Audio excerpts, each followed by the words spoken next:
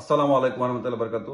তো গত দুইটা ভিডিওতে আপনার বেশ কিছু কমেন্টস আসছে, কিন্তু আমি কমেন্টস অ্যান্সারগুলো রিপ্লাই করতে পারি না। আমার ব্যস্ততার কারণে শরীর অসুস্থ, বাড়ির কাজ চলতেছে আমার এখানে ইটালিতে। সবকিছু মিলে আমি অ্যান্সার করতে পারি, সেই জন্য আসলে দুঃখিত। তো আমি আজকে আপনার এই যে গত দুইটা ভিডিও আপনি আপলোড করছি, সেটার আপনি কিছু কিছু কমেন্টস, গুরুত্বপূর্ণ যে কমেন্টসগুলো সেগুলো আমি অ্যান্সার দেওয়ার চেষ্টা করবো, কারণ সবগুলো কমেন্টস অ্যান্সার করতে গেলে টাইমটা অনেক লম্বা হয়ে যাবে। তো যাই হোক, প্রথমে আমি ইটালিতে আবেদন করা যারা ক্লান্ত আজকে ভিডিওতে তাদের জন্য।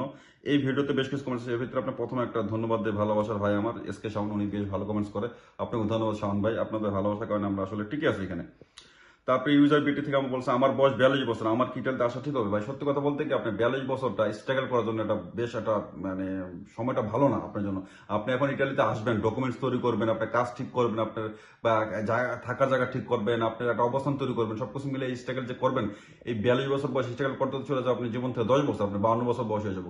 তারপর আপনি দেশ থেকে যদি লোন করে আসেন, সেই লোনের টাকা পরিশোধ করতে হবে, আপনার ফ্যামিলি এখানে শিফট করতে হবে, সবকিছু মিলে আপনি নিজেই চলবেন নাকি আপনার ফ্যামিলি চিন্তা করবেন, সবকিছু মিলে আসলে আমি নিজে সাজেস্ট করবো যে 42 বছর বয়সটা ইটালিতে আসার জন্য আপনি আসলে সুইট না, সুইট করার বয়স না। যদি আপনি এটা 30-32 বছর থাকলে অনেক বলতাম যে আপনি কাগজ জমা দিয়ে চলে আসেন, যদি কাগজটা পান আপনি আল্লাহর রহমতে।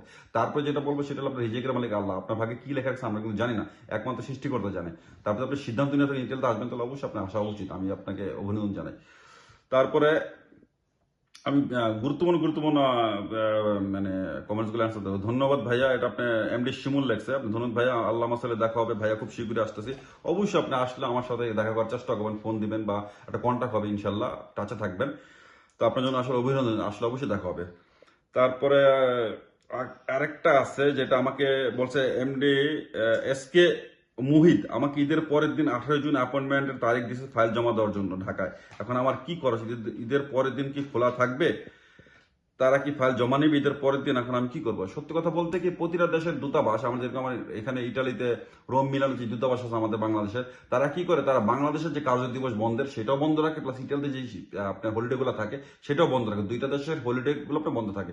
এখন বাংলাদেশে যে ইটালি দূতাবাস বা আপনার ভিএফএস গ্লোবাল যে কাজগুলো করতেছে, দূতাবাস তো না, আপনার ভিএফএস গ্লোবাল যে কাজটা করতেছে, তারা কি আপনার ইটালিয়ান দূতাবাসের যে বা ইটালির যে কার্য দিবস বন্ধ যে কাজ, সেটা হলিডে গুলোকে আপনার বন্ধ রাখে কিনা আমি সঠিক জানি না। সত্যি কথা, আপনি অবশ্যই ভিএফএস গ্লোবাল যে যোগাযোগ করেন, তা না হলে আপনি হয়তো যদি যদি বন্ধ রাখি ঈদের পরের দিন ফাইল জমা দেওয়ার জন্য, আপনি যদি অ্যাপয়েন্টমেন্ট দিয়ে থাকে তাহলে অবশ্যই তারা জমা নেবে। যদি কোনো কারণে তাদের অ্যাপয়েন্টমেন্ট চেঞ্জ করে, অবশ্যই আপনার একটা মেইল আপনাকে জানাবে, একটা মেসেজ আসবে। যদি আপনার মনে করেন আসতেছে না, যেহেতু আমরা তৃতীয় বিশ্বের দেশ, আমাদের আসলে এইভাবে কেয়ার করে না বড় বড় দেশের দূতাবাসগুলো, আপনি অবশ্যই নিজ দায়িত্বে গিয়ে আপনার ভিএফএস গ্লোবালে যোগাযোগ করেন যে এই ডেটটাকে পরিবর্তিত হবে কিনা, না আগের ডেটটাই থাকবে, তাহলে আপনি অবশ্যই আপনার ফাইল জমা দেওয়ার জন্য আপনি প্রস্তুতি নেবেন।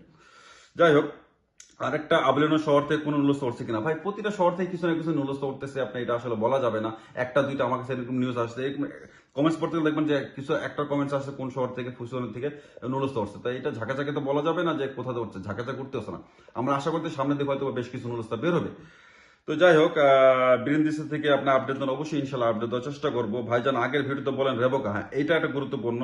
জুবার আল মাহমুদ বলছে যে আমি ভাই সত্যি করে আপনি ভালো করে আপনার আমার ভিডিওগুলো শুনে দেখেন, আমি আগের ভিডিওতে আপনার রেবোকা আপনার অনলাইন না থাকলে রেবোকা হয়ে যায় না, আমি এটা কোথাও বলি না ভাই, এটা আসলে আমার বোধগম্য না, আমি বলছি কিনা। যদি বলে থাকি তাহলে সরি, আমি আসলে ভুল বলছি যদি বলে থাকি কোনো কারণে, আমার মনে আমি বলছি। রেবোকা কোন ক্ষেত্রে হয় আমি সেটা আপনার ভেঙে বলছি, আরেকবার বলে দিচ্ছি। রেবোকা হয় যখন আপনার কোনো নুরস্থ কোনো ঘাপলা পায় বা কোনো ঝামেলা হয়, তখন কি করে আপনার প্রেফেক্টুরা থেকে, গভর্নমেন্টের প্রেফেক্টুরা থেকে আপনার চিঠি ইস্যু করে, প্রথম মেল পাঠায়, তারপরে চিঠি ইস্যু করে, চিঠি ইস্যু করে বলে যে তাদের যে রিকোয়ারমেন্ট গুলো আসলে সেই রিকোয়ারমেন্ট গুলো চায়।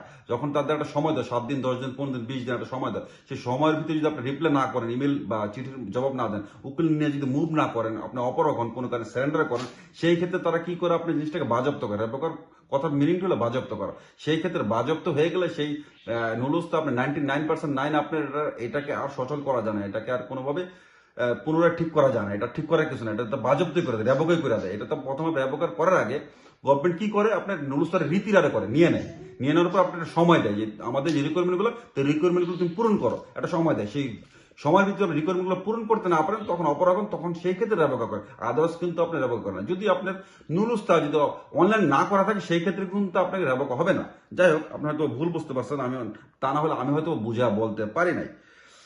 আর কিছু আপনার নুরুস্তা নিয়ে আরেকটা আসছে। আসসালামু আলাইকুম ভাই, এটা আপনি মিনাজুল জুম্মে, এটাতে আছে আসসালাম ভাই, সিজনালের আবেদনের কোড 030 অ্যান্ড 031, দুইটা কোডের পার্থক্যটা কি প্লিজ বলবেন?